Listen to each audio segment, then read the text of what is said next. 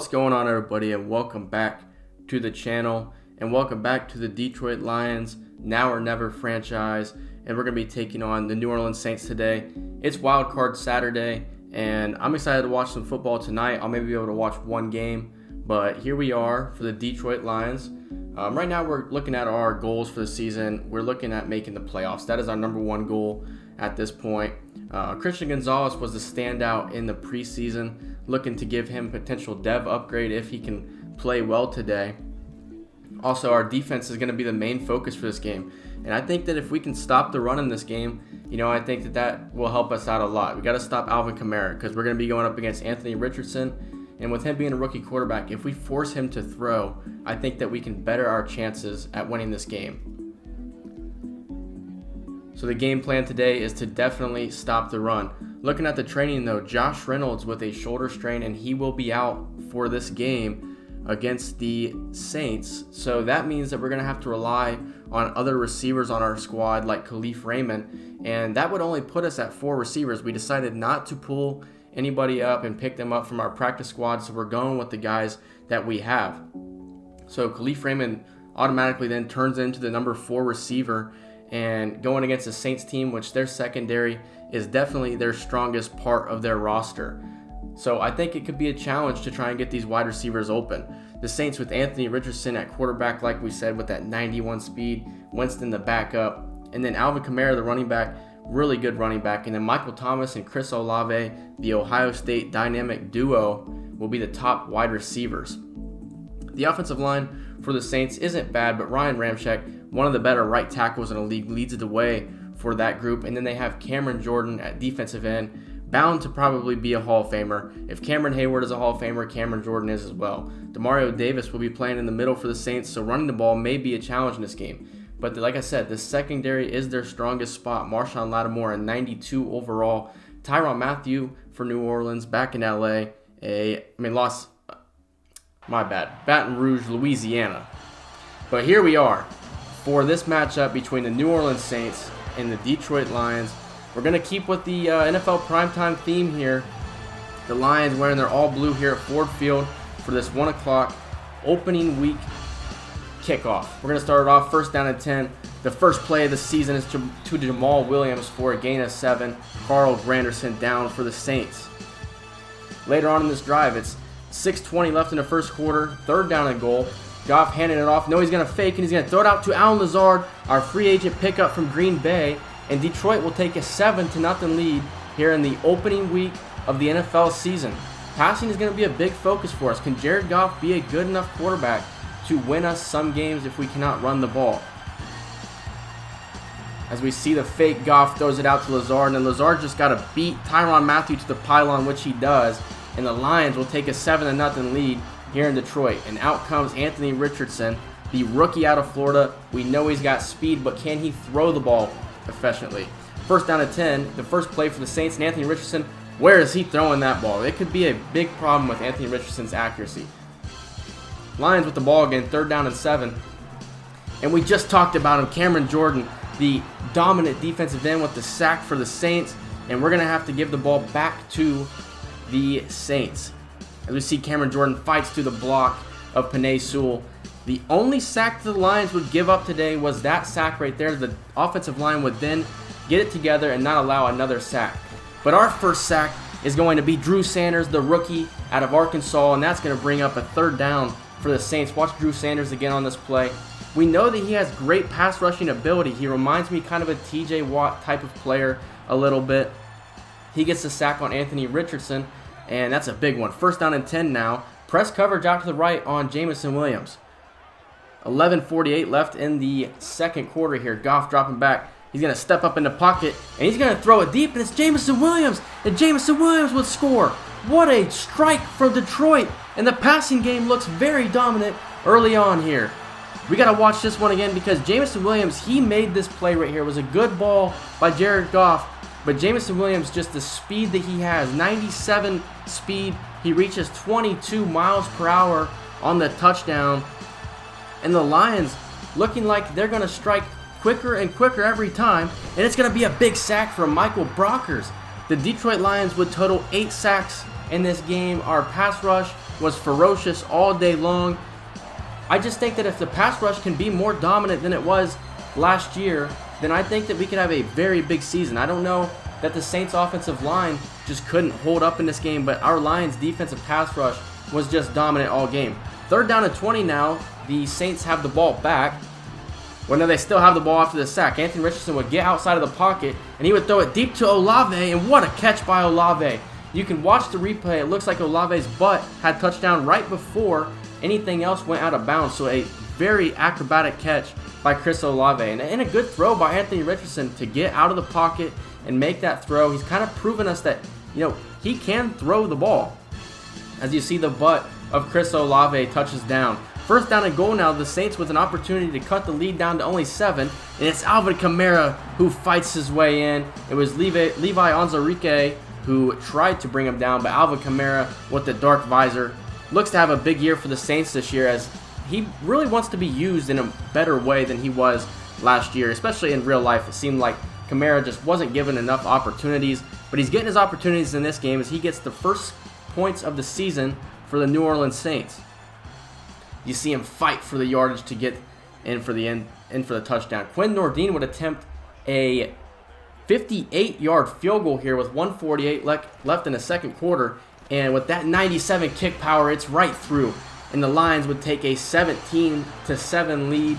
Quinn Nordin or Cameron Dicker was the option at kicker this year. We decided to go with the Michigan man himself, Quinn Nordin. 2nd down and 2 here. The Lions with an opportunity to get some more points before halftime. Goff would get out of the pocket and throw it deep, and it would be intercepted, and he was past the line of scrimmage anyways. And I think that is something that we need to talk about, because I'll tell you what had happened on this play, and it was not necessarily on me or Jared Goff. What had happened was I had gotten out of the pocket with Goff and decided to just run the ball. And then once I got past the line of scrimmage, which I knew I was past the line of scrimmage, I tried to slide, but Jared Goff's player just decided to throw the ball. I don't know if that is like an awareness rating on Goff or what that could possibly be. Maybe it's just Madden being a little unpredictable, but I wouldn't say that interception was on me. I think aside from that throw right there by Goff, he had a great game today. He's past the line of scrimmage by 1, maybe 2 yards, and he still threw the ball. Like I said, I don't know if that is an awareness rating or what, but I just wanted to kind of talk about that just so you guys didn't think that that was a bad mistake by me. But it would prove costly because the Saints would get the ball back and drive down long enough to get a field goal attempt off and make it a 7-point game at halftime. So you got to figure Dan Campbell probably a little upset about that. We could have went into halftime with potentially a 20-7 lead. Now it's only 17-10. Amon-Ra St. Brown in the zone, so we're going right to him, and he gets the big reception to the 41-yard line as we're starting off this second half just like we did in the first half, moving the ball through the air. We weren't really able to run the ball effective in this game at all. It just felt like Cameron Jordan in that defensive front just would not allow us to run the ball that well. So we were stuck trying to pass the ball a lot. Amon-Ra St. Brown in the zone, a little bit of misdirection, trying to get the Saints defense looking at St. Brown, and it was going to be a touchdown to Pharaoh Brown, our free agent signing and our number 1 tight end on this team. What a route by Pharaoh Brown, the wheel route. He slips wide open, and Jared Goff just throws it to the pylon. His 3rd passing touchdown of the game so far. I gotta say, this was probably one of my best passing games on Madden 23 so far, and it was satisfying. I was going hard, I was trying my hardest, and it worked perfectly. Anthony Richardson now with the ball, and Aiden Hutchinson gets his first sack. No, that would have been his 2nd sack of the game. Hutchinson ended up having 3 sacks in this game, and it's just really nice to see Hutchinson performing just like he did in his rookie year, and I think that he looks to have a very huge year in this Madden season. 3rd down and 17 now. They need 17 yards for the first down, and he's going to throw it to Traquan Smith. What an acrobatic catch by Traquan Smith. And Anthony Richardson throwing the deep ball, and he looks pretty good doing so. The accuracy is on point in this game. Aside from that first throw, he really didn't have a bad throw the remainder of the game. As you see the replay, what a catch by Traquan Smith to get that left foot inbounds as well. And he's spared by maybe a foot. 2nd and goal now for the Saints. An opportunity to score and make the game closer, and they do. It's Chris Olave with the touchdown reception, and that would be a 24-20 lead for the Lions, but the Saints are right back in it with only 9 minutes left in the 4th quarter. You also missed a Saints field goal attempt earlier in the third quarter. But 24-20, we can't allow this game to slip away from us. The Saints would go for 2 to make it a 3-point game, and they go to Sam Troutman, the tight end, to make it a 3-point game, and they're right back in it, folks. So what is Detroit going to do to respond? You know, Anthony Richardson, as you see on this drive, was 5 for 6, 61 yards and a touchdown. First down and 10 now, and it's going to be a play-action fake to Blake Corum, and Goff's going deep, and he's got Amon-Ra St. Brown, who breaks a tackle and scores a touchdown, the 4th passing touchdown of the game for Jared Goff. And the passing game has been perfect in this game, aside from the pass where he was past the line of scrimmage and threw an interception, which I'm not going to count that against Goff. What a game he had today. 4 touchdown passes, and I'm going to say 0 interceptions, even though the stat sheet is going to tell us that he had 1 interception. But like I said, we weren't really able to run the ball. The passing offense really had to get it done for us. First down and 20 now. Hutchinson coming through again, and it's going to be a strip sack, and it's picked up by Malcolm Rodriguez, and that's going to be a defensive touchdown for the Lions. We are going to put this game away and take a 38-21 lead, and we are going to walk out of Ford Field 1-0, and that is the perfect way to start this season. That's exactly how you want to start the season.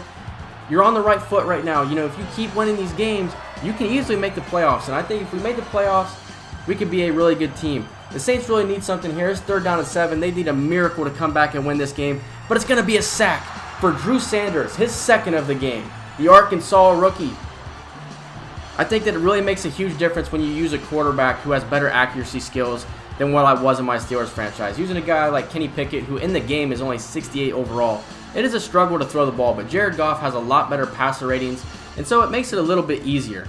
But we would run the clock out and win this game 38-21. And I got to say, Dan Campbell has got to be excited and happy with the way that his team played today.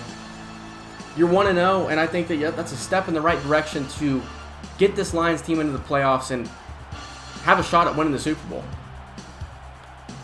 I think that we're definitely going to have to run the ball a lot better, though. As you see the stats, we only had 60 rushing yards in the game, 383 yards of total offense, but 323 passing yards. The Saints had more first downs than we did, and as you see down here, our red zone percentage was only 16%. I'm honestly not sure how that number came about because I'm pretty sure we scored a lot more in the red zone, but that's what the stat sheet says. Jared Goff was 21 of 27, 330 yards for 4 touchdowns and only 1 interception that I'm not going to really count against Goff's stats. And he was only sacked 1 time as well, so the offensive line held up very good. Kamara with 18 carries for 65 yards, and then Jamal Williams had 16 carries, but only 46 yards and a 2.8 yards per carry average. So we really need our running backs to step up. Amon-Ra St. Brown, though, 8 catches for 139 yards. Jameson Williams also with 139 yards and 6 receptions. So St. Brown, Williams, Pharaoh Brown, and Allen Lazard with the touchdown receptions on the day. Blake Corum also had a catch in the game, and Jamal Williams had 2 catches. Blocking, though, Penei Sewell, our best offensive lineman, was the one that allowed the sack. And if you look at the tackles for loss, Aiden Hutchinson with 3 tackles for loss, Drew Sanders with 2, and then the sacks, Aiden Hutchinson with 3, Drew Sanders with 2, Malcolm Rodriguez with 1, Michael Brockers with 1, and Levi Onwuzurike with 1 as well. We weren't able to get an interception in this game, but we did get the forced fumble by Aiden Hutchinson, and it was scoop and scored by Malcolm Rodriguez. So we were able to walk into Ford Field at home and get the job done. Quinn Nordine was perfect as well. So you got to be pleased with the way that we played in week 1. I think that this team is right on the right direction at this point. But I'm going to take care of the camp standout and key to victory stuff during editing and everything like that. I'll get that finished, and then we'll jump in to week 2 at home against the Tampa Bay Buccaneers. I'm not sure if Brady is on this, so we'll have to look at the roster before we play that game. But I hope you guys enjoyed this video, and I hope you guys are going to enjoy this series as we try to get the Lions to the playoffs and to get a Super Bowl. That would be very awesome to get them a Super Bowl. But that's going to do it for this video, guys. Like, subscribe, and I hope to see you guys in the next video. See ya.